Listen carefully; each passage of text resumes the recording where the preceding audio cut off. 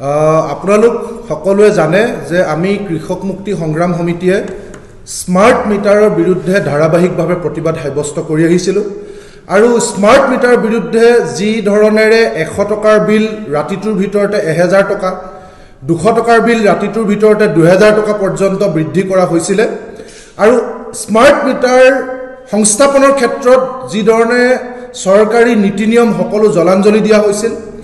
আৰু smart meter প্ৰথম অৱস্থাত ইণ্ডাষ্ট্ৰি হাই ভ্যালু কমাৰ্চিয়েল আৰু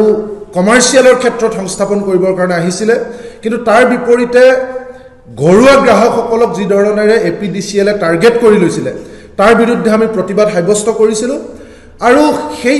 আটাইবিলাক আমাৰ মৌলিক প্ৰশ্নৰ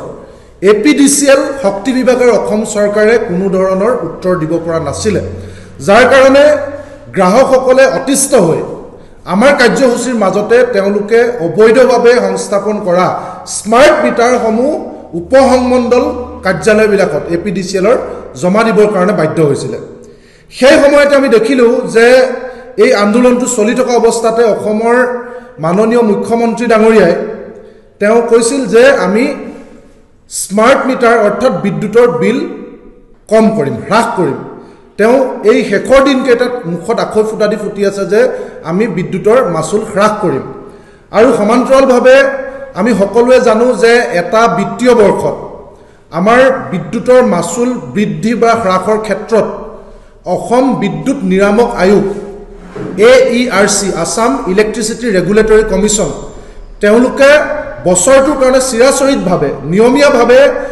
আগন্তুক বছৰটো অৰ্থাৎ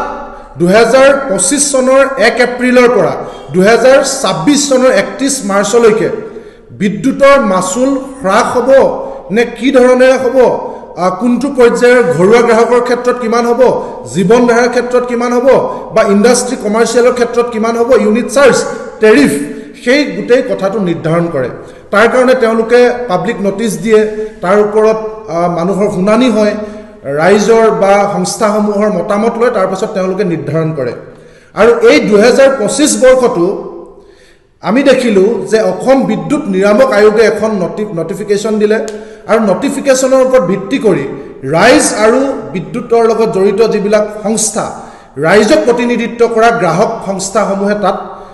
সাংঘাতিক ধৰণে অবজেকশ্যন দিলে আৰু অবজেকশ্যন দিয়াৰ পাছত সকলো চালিজাৰি চাই যোৱা 25 মাৰ্চ তাৰিখে অসম বিদ্যুৎ নিয়ামক আয়োগে আনুষ্ঠানিকভাৱে এখন সংবাদমেল দি তেওঁলোকে ক'লে যে একাংশ গ্ৰাহকৰ ক্ষেত্ৰত 1 টকা আৰু একাংশ গ্ৰাহকৰ ক্ষেত্ৰত 25 পইচাকৈ বিদ্যুতৰ মাচুল ৰেহাই দিয়া হ'ব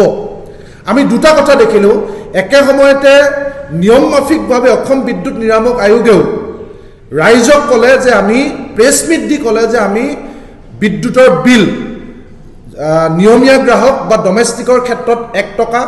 একাংশৰ ক্ষেত্ৰত আৰু ইণ্ডাষ্ট্ৰি বা যিখিনি অধিক বিদ্যুৎ ব্যৱহাৰ কৰে তেওঁলোকৰ ক্ষেত্ৰত 25 পইচা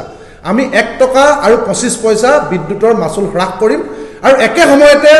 চৰকাৰৰ ফালৰ পৰা মুখ্যমন্ত্ৰী ডাঙৰীয়াই ক'লে যে আমি 1 টকাকৈ বিদ্যুতৰ মাচুল ৰেহাই কৰিম প্ৰথম অৱস্থাত ক'লে যে 120 ইউনিটলৈকে কৰিম তাৰপিছত এতিয়া ক'লে নহয় ঘৰুৱা গ্ৰাহক সকলোৰে ক্ষেত্ৰত কৰিম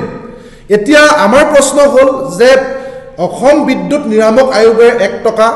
বা 25 পইচা আৰু অসম চৰকাৰৰ ফালৰ পৰা নিজা উদ্যোগত 1 টকা গতিকে 1+1 2 টকাকৈ প্ৰতি ইউনিটত বিদ্যুতৰ মাচুল যোৱাকালিৰ পৰা 1 এপ্ৰিলৰ পৰা সকলো বিদ্যুতৰ গ্ৰাহকে ৰেহাই পাব লাগে কিন্তু আমাৰ প্ৰশ্ন হ'ল যি সময়ত এপিডিচিএলে মানুহৰ ঘৰত স্মাৰ্ট মিটাৰ লগাইছে যি সময়ত তেওঁলোকে স্মাৰ্ট পদ্ধতিৰে মানুহৰ বিদ্যুতৰ বিল সংগ্ৰহ কৰিম বুলি কৈছে সেই স্মাৰ্ট মিটাৰ ব্যৱহাৰ কৰা এপিডিচিএলে 25 তাৰিখে অসম বিদ্যুৎ নিয়ামক আয়োগে ঘোষণা কৰা এই ৰেহাইৰ যিখন সাৰ্কুলাৰ বা যিখন নটিফিকেশ্যন বা যিখন জাননী আজি 7টা দিন আজি 2 এপ্ৰিললৈকে তেওঁলোকে ৰাজহুৱা কৰা নাই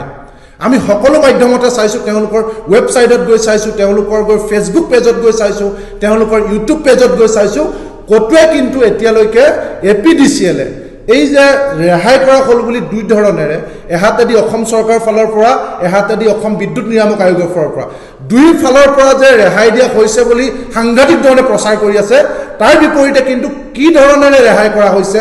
ক'ত ৰেহাই কৰা হৈছে তাৰ কোনো নটিফিকেশ্যন আজিৰ দিনটোলৈকে দিয়া নাই আমাৰ চৰকাৰ আৰু এপিডিচিএললৈ প্ৰশ্ন যে আমি যেতিয়া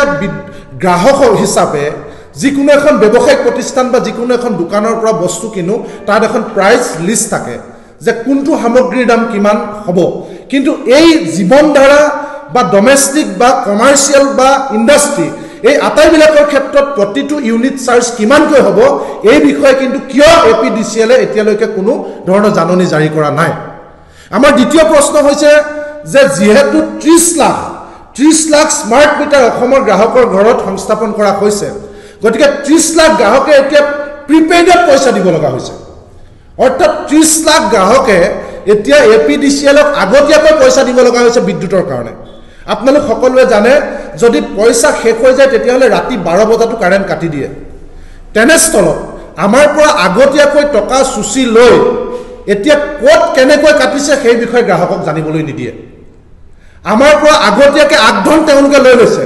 লৈ লোৱাৰ পিছত এতিয়া ক'ত কাটিছে কি মন যায় কাটিছে কেই টকাকৈ কাটিছে কেই মিনিটত কাটিছে কিমান টকা কাটিব কেতিয়া কাটিব তাৰ কোনো ধৰণৰ জাননী তেওঁলোকৰ পৰা নাই